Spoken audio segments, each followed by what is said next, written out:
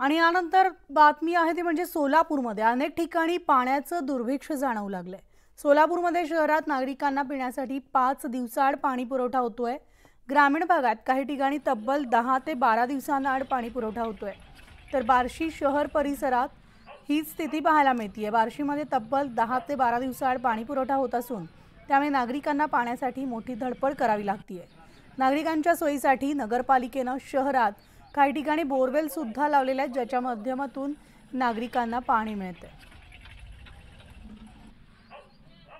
बार्शीमध्ये पाण्याची स्थिती फार बिकट आहे, परंतु 10-12 दिवसाला पाणी सुटत असल्यामुळे लोकांचं पाण्यामुळे फार हेळसांड होत आहे।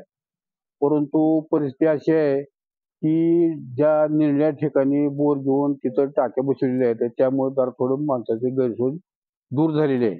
अशा तऱ्हेनं पाण्याची परिस्थिती आहे। तसा विचार जर केला तर बार्शीमध्ये पाण्याची परिस्थिती फार चांगली आहे, पण त्याचं नियोजन नसल्यामुळं विस्कळीतपणा आलेला आहे खरं पाहिलं तर।